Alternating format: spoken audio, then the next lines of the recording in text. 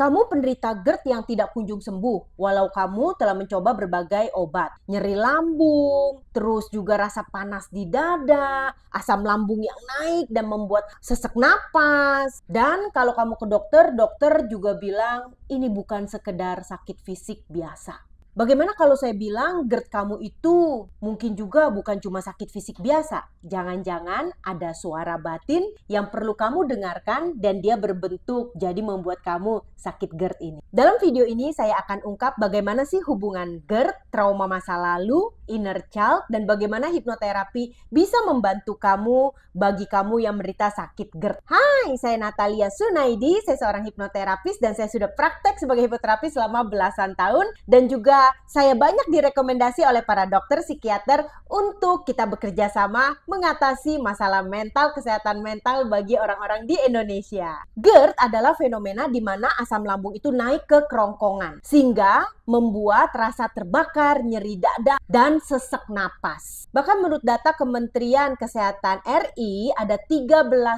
penduduk Indonesia yang menderita GERD dan angka ini terus bertambah. Menurut penelitian di Harvard Medical School, itu ternyata lambung itu adalah otak kedua manusia yang memiliki sistem saraf tersendiri dan sangat dipengaruhi oleh psikologis kita. Ada seorang perempuan datang ke sesi hipnoterapi saya, dia usia 30-an tahun, dia sakit GERD, dia direkomendasi datang ke sini oleh dokternya karena dokternya merasa bahwa sakit GERD-nya ini bukan cuma sekedar sakit fisik, jangan-jangan ada pengaruh psikologis. Akhirnya perempuan itu duduk di kursi hipnoterapi itu dan kita lakukan hipnoterapi kepada perempuan itu untuk mencari penyebab apakah ada muatan emosional dari sakit GERD-nya itu yang nggak sembuh-sembuh walaupun dia udah makan berbagai obat. Ternyata benar, dia kembali ke masa kecilnya.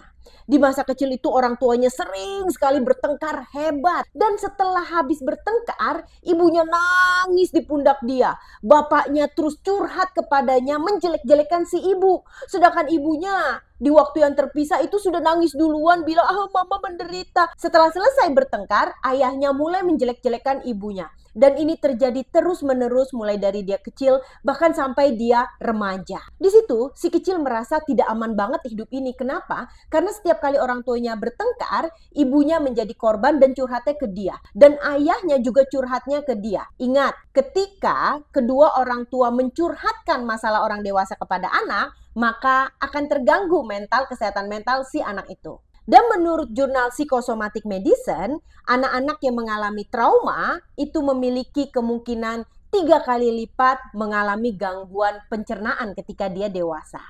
Lalu bagaimana hipnoterapi kok bisa membantu orang-orang yang memiliki sakit GERD? Karena memang muatan sakit GERD itu ada juga muatan emosionalnya. Yuk kita bedah. Ingat ya, hipnoterapi tidak seperti yang kamu nonton di TV-TV yang orang langsung dihipnotis dan dia menjadi kehilangan kesadaran. Tidak. Lalu kenapa bisa membantu kesehatan mental kamu? Karena kami melakukan 3 fase yang sangat penting dalam pembedahan alam bawah sadar kamu. Fase pertama, identifikasi. Nah, kita perlu mencari tahu dulu penyebab kenapa kamu mengalami gangguan fisik itu yang terjadi karena emosional. Nah, kami menggunakan teknik regresi, di mana regresi itu menemukan penyebab di alam bawah sadarnya. Lalu lanjut ke tahap berikutnya, reprocessing. Nah, dari kebijaksanaan seorang yang dewasa, kita memproses ulang kejadian masa lalu itu sehingga kita bisa temukan apa sih hikmahnya, apa sih dari sisi perspektif kedewasaan peristiwa itu terjadi karena apa. Jadi kita lakukan reproses ulang. Tahap ketiga,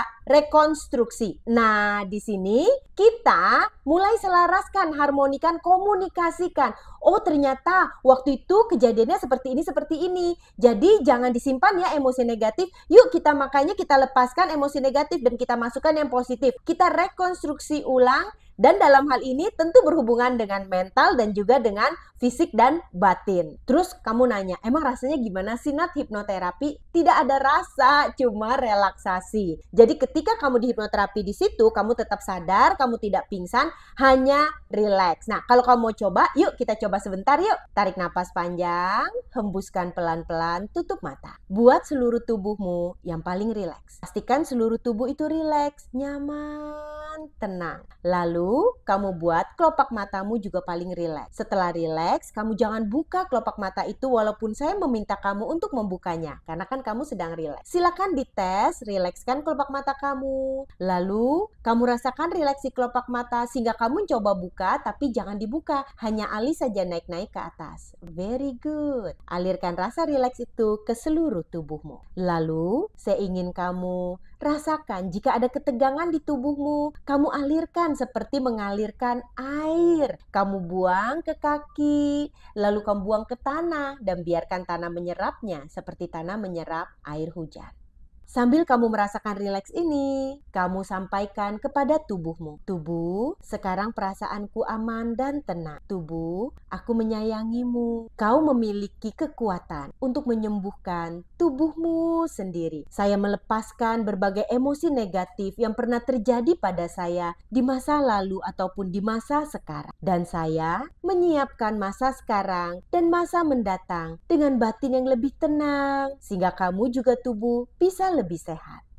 Dan kapanpun kamu mau bangun, tinggal hitung 1-5 lalu buka mata. 1, 2, 3, 4, 5. Nah, seperti itulah teknik hipnoterapi. Hanya relaksasi, kamu tidak pingsan, kamu tidak tidur. Tapi dengan teknik tertentu di kursi terapi itu, seorang hipnoterapis bisa menemukan berbagai akar penyebab masalah kamu. Nah, lalu apa yang terjadi dengan klien saya itu? Setelah dilakukan 3 sesi untuk melepaskan semua emosi dari masa lalu dia menjadi penyebab dia sakit GERD, akhirnya dia bilang 75% GERD-nya itu berkurang. Dokternya juga senang sekali karena ternyata dia bisa membantu pasiennya selain dari medis, tapi juga bisa membuat mental health pasiennya itu lebih baik lagi. Dan dia juga melaporkan kualitas tidur dia jadi semakin bagus dan obat-obatan yang dikonsumsinya sama dokternya itu dikurangin sampai setengah. Jika video ini bermanfaat bagi kamu, sebarkan untuk yang lainnya supaya juga mereka bisa memperoleh manfaat. Tubuh kita adalah pencerita yang jujur. Ketika kamu tidak mendengarkan ceritanya, dia bisa memberontak, menjadi penyakit dan rasa tidak aman,